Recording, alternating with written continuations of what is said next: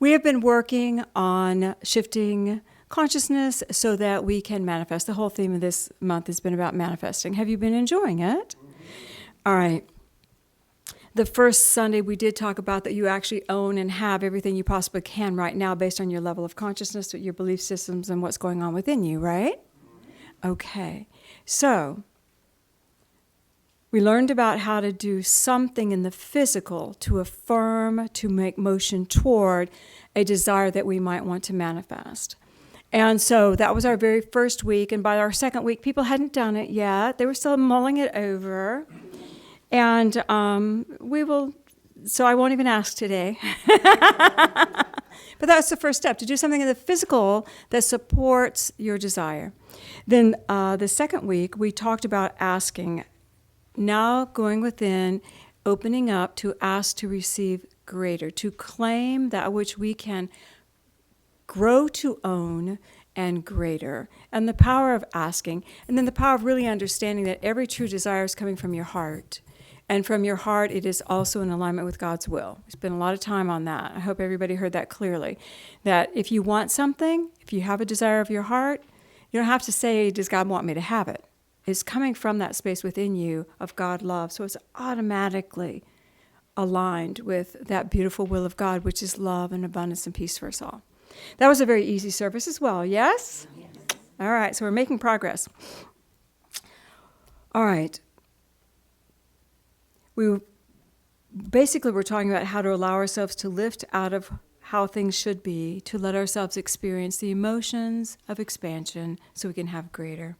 So today we're talking about realities, what is, reality is, and possibilities are. So, ready?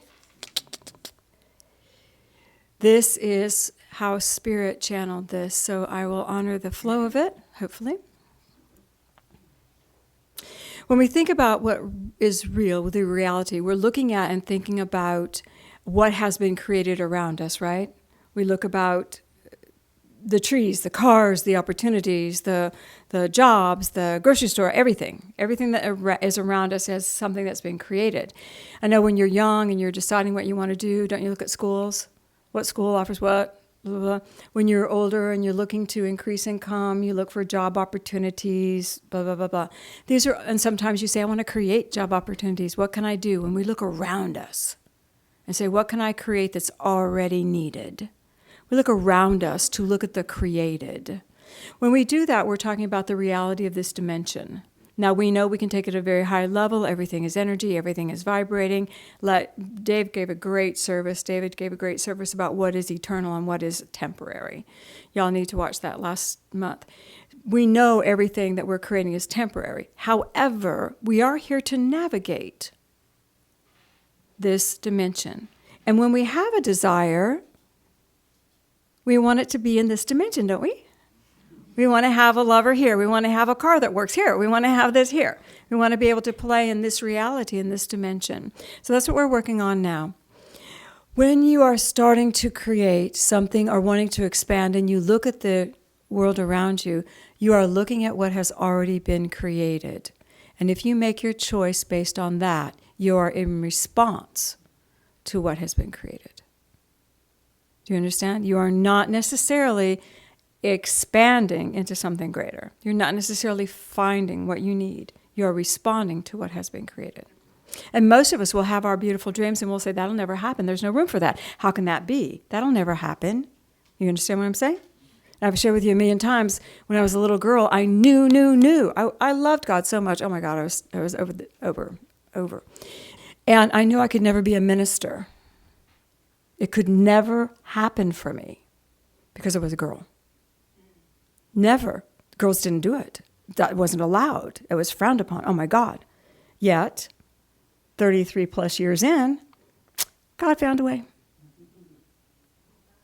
You see? But as a child, looking at what had already been created, it was not even possible. It was not. I used to pray, God, let me marry a minister. I'll be a good minister's wife. Because I did. Because I just loved it so much. That was my life. But anyway, enough about me, about you. Spirit gave me this picture. Actually, this is what they said.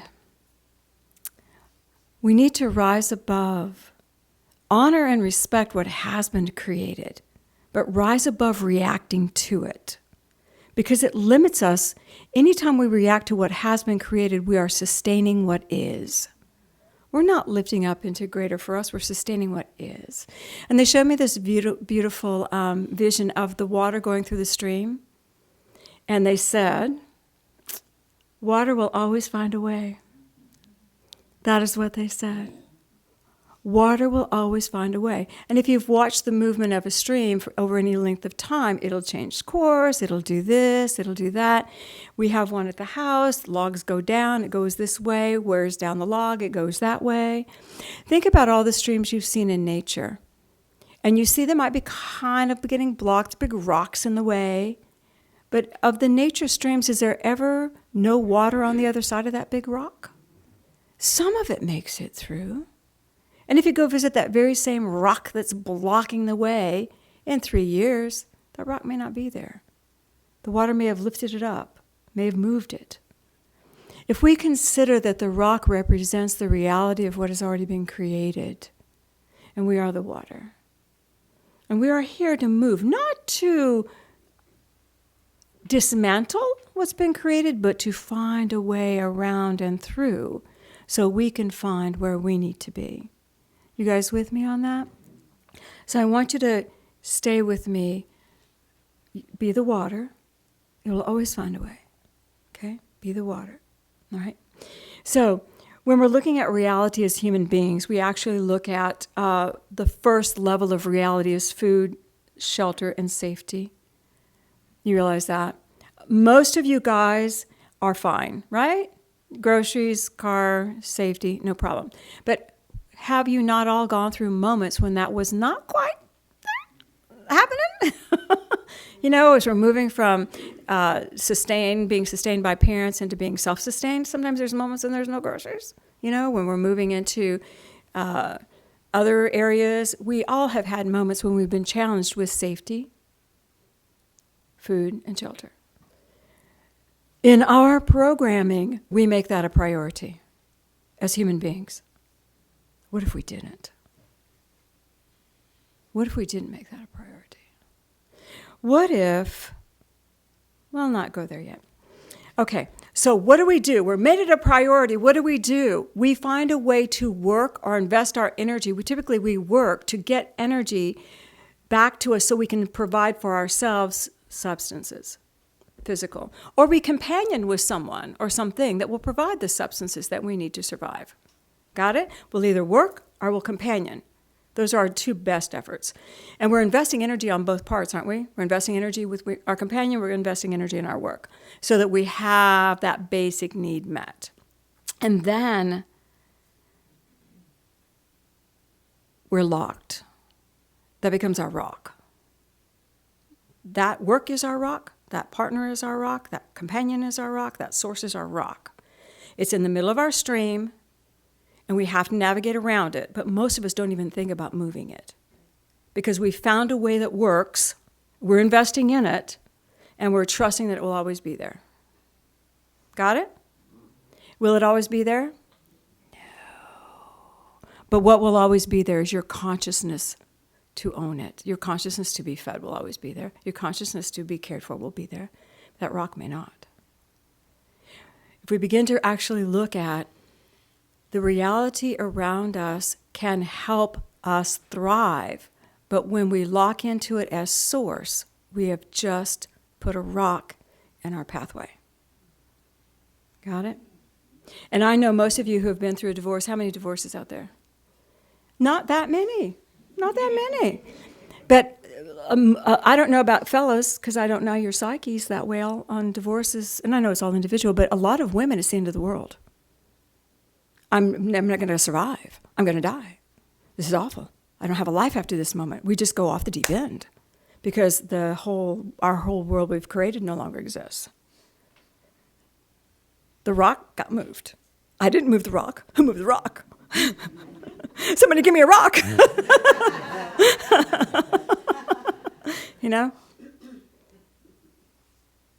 We all get attached to these forms.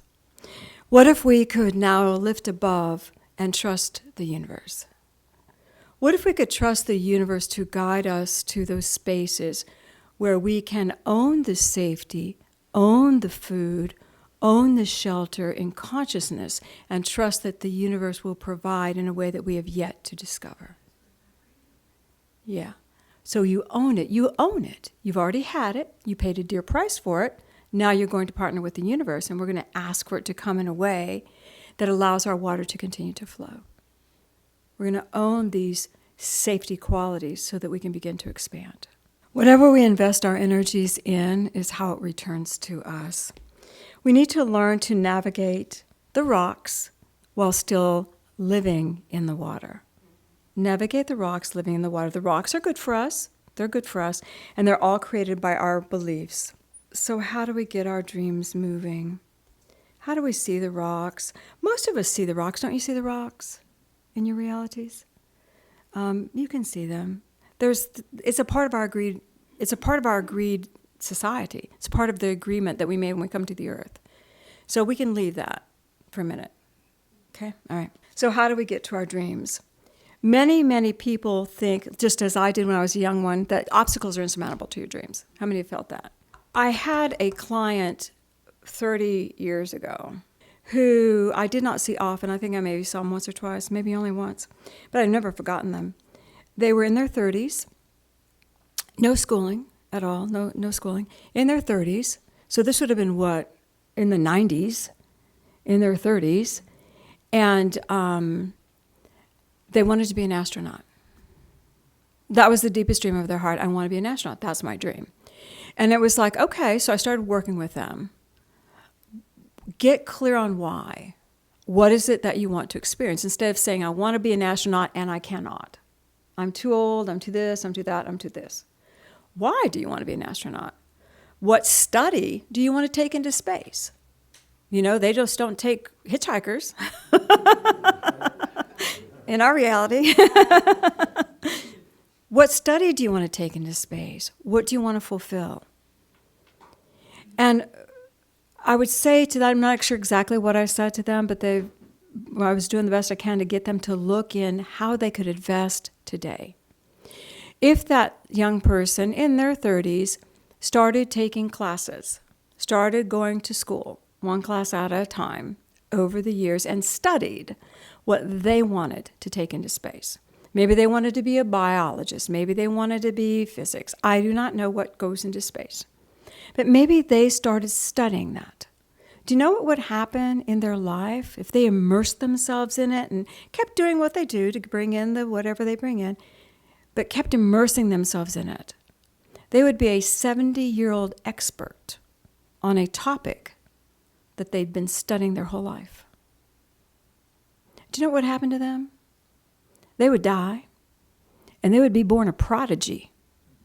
They would come back in their next life locked and loaded and ready to go. I'm going to space this time. Little toddler running around, I'm going to space. I have studied, I'm an expert at this. And even if the technology had changed between lifetimes, they have it in them and they own it. And nobody would stop that little toddler. That toddler's going to space.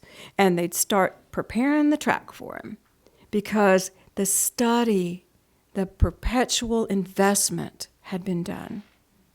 The dream was not able to maybe manifest the way they wanted in that lifetime, but it's a soul dream that could manifest for them. And how easily, didn't you wish you were a prodigy when you were little? Would have made itself a whole lot easier. But do you understand? No energy is ever wasted. No investment is ever wasted. It all returns to you, and it returns to you multiplied. So if your dream is to actually do something that huge, you walk toward it now. And that person would have been walking toward it with rocks, right? I'm taking a class. That's a rock. Class is a rock. It's a rock in my world. It's a little rock of reality in this world. I'm going to start a little stack of pebbles. Start my little pebbles. They're going to serve me. But while that person's walking that path, that person's growing their soul to own. See? There is no dream that you cannot have. There's no dream. And most of us come in this accelerated time space right now, 30 years later. Most of us come ready to move quickly. We are moving quickly. Most of our dreams are not long-term like that. Most of them are right here, right now, let's go. Because their infinite space is opening. Space is opening so we can have what we want. And we feel that, and I know you do. You can feel mission, you can feel things starting. All right, shifting the reality, shifting our experience. Realize that you have a choice to create, to trust, to be, or to react to the environment. I will tell you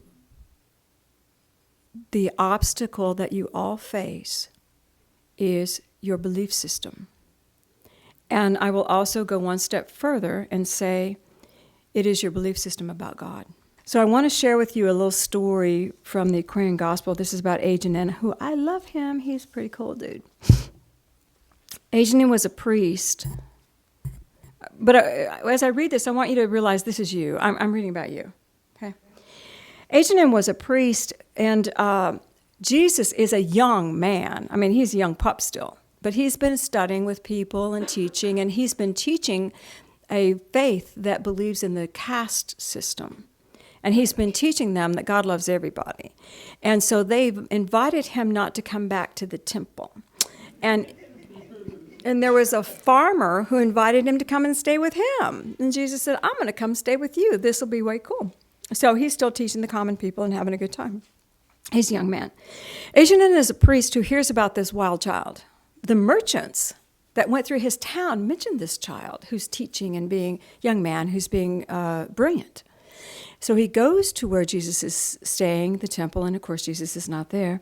And so he sends a message to Jesus with gifts. And he says, Jesus, would love to hear you speak.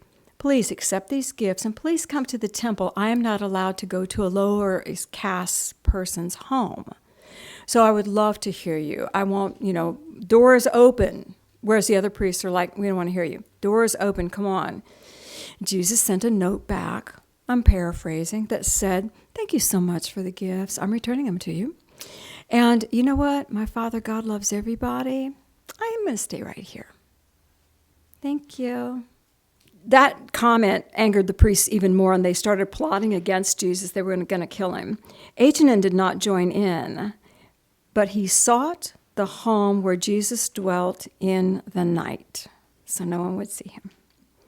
And Jesus said, there's no night where shines the sun. I have no secret messages to give. In light, all secrets are revealed. In other words, why are you not coming in the light of day? I have nothing to hide. I have no secrets to share with you. Why? Of course, he knew why. And Agennin said, I came from far away, justifying my position. I came from far away, that I might learn about the ancient wisdom and the kingdom of the Holy One of which you speak. Here you go. Where is the kingdom? Where is the king? Who are the subjects, and what are the laws? Who rules you? Where do I have to face? Who else is on the team? And what do I have to do to join? Agennin was trying to make what Jesus said fit his reality, his spiritual concepts of God. Do you hear me? He was trying to make Jesus in his formula so he could understand. When we do that, we are replicating, reproducing what is. We are asking God to fit what we understand. Tell me something different about God and I won't like you. Tell me something I understand and I will. Do you hear? We are constantly trying to make a new reality based on our beliefs of God. And if we are afraid of God, everything you create will be built in fear. If you believe God is way far away, everything you create will be built in aloneness. Do you hear what I'm saying? We are creating our beliefs. So Jesus said, the kingdom is not far away, but man with mortal eyes can see it not, for it is within the heart. It's in you, Agennin. You need not seek the king in the earth, sky, or sea. He is not there. He's everywhere. Christ is God. Universal love. The gate of this dominion is not high, and he who enters it must fall down on his knees. It's not wide, but none can carry carnal bondage through. The lower self must be transmuted into spirit. The body must be washed in living streams. That sounds easy. Doesn't that sound easy?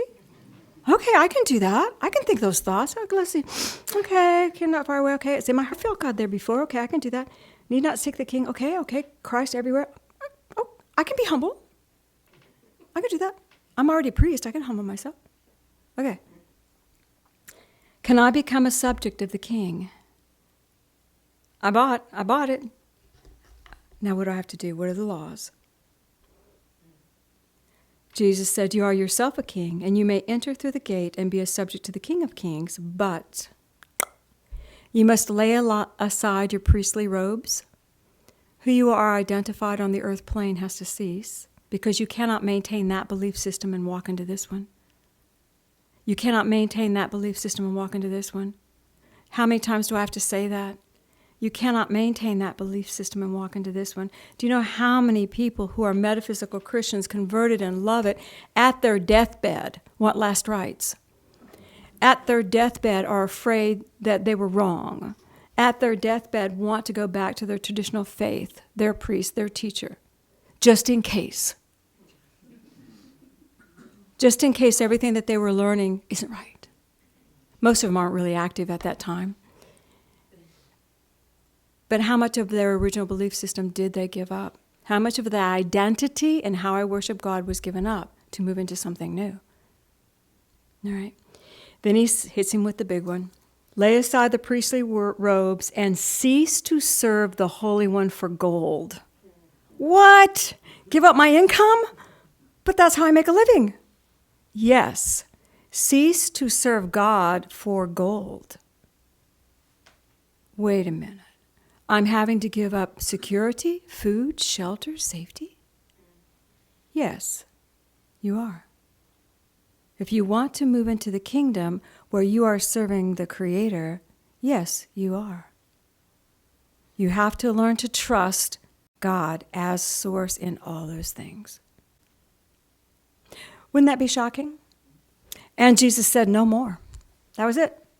Those are the things you got to do, Ajanin. Give up your identity and give up your wealth, serving God for gold. So, Ajanin went his way. He did not comprehend what Jesus had said, and he saw what he had never seen before.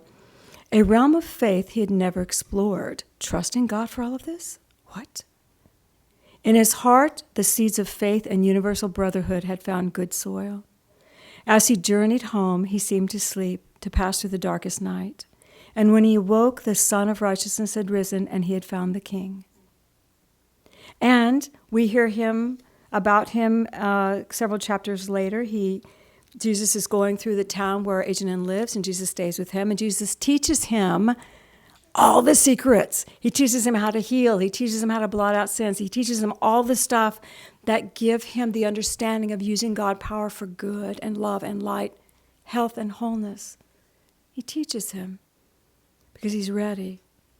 Something happened to Ajanin where he began to shift his identity from I've got to be this to have this. When I am this, I have these rocks. I have this reality. I am safe. To nope. I'm going to have God as my source. And Jesus always says, ask God. God will give you anything you ask. He knows it before you need it. Ask. You are supplied. God is my source. I'm going to live supplied in God's love as his child. Do you think wealth ceased for Ajanin? No. He owned it in consciousness. He just let go the identity. My greatest power as a human person on the journey that I walked, which I would not, it was hard. I'm not going to map it out for you. It was hard. But when I began to work for God, and I said to myself, you're working for God, girl, in corporate. I don't work for you. I work for God. As long as I need to be here, God will have me here. When I'm done, I'm gone. I'm working for God. I'm negotiating with you salary, yeah, but I'm working for God. Everything I do, I'm working for God. Gave me the trust and the openness to receive income that I needed at the time. because I was working for God. Got it? Okay. Possibilities are spiritual beliefs when they have opened to trust in the unseen. The possibilities in this reality are unending. Possibilities greater than what you have seen, different from what you have seen, and not dependent on what you have seen. So Spirit said this, and then we'll close. The reality unique to each is their personal universe. All will come in and out of their fields as they set the spin in motion. Love without end.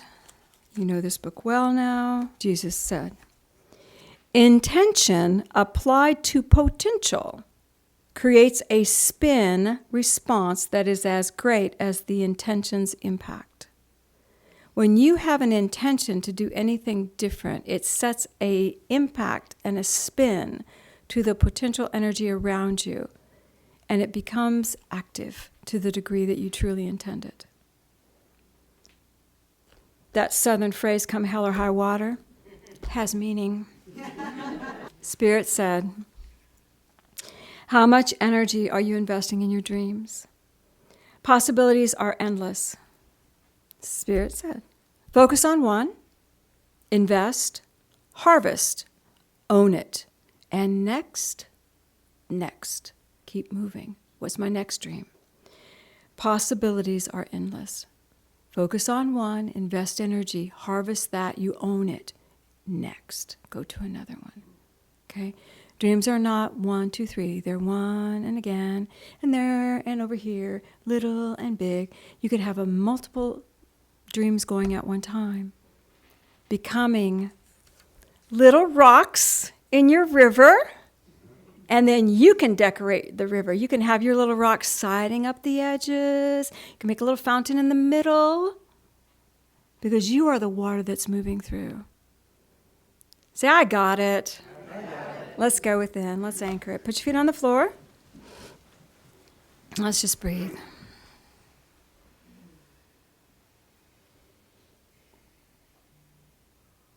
Father, Mother God, we ask that what we now do be for the highest healing of all concerned. And again, as we always do, I ask that you visualize a beautiful column of light coming over you that just keeps you safe.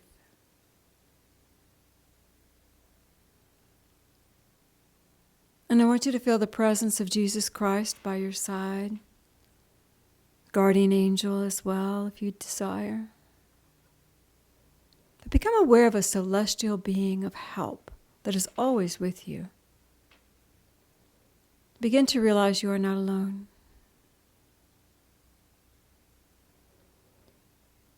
And imagine that you can just see a canopy or an energy field, a vista of your energy in your life, and watch the flow. And allow yourself to focus on one aspect, perhaps a dream you're working on, and let it come in as the visual of a stream. It's your dream, your stream. How is the water flowing? Can you help that water flow in a way that you would choose?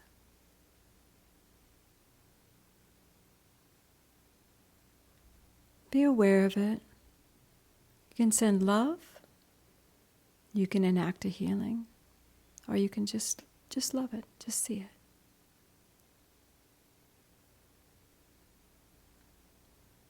Pull your focus back to the column of light and just realize that you are a vibrating, moving energy field.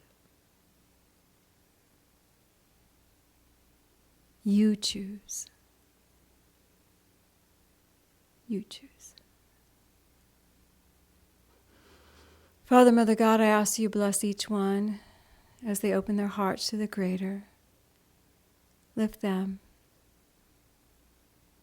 And we embrace all of the possibilities. And we thank you. Take a breath. Feel your awareness back in your body. Feel the chair that holds you. You can gently open your eyes.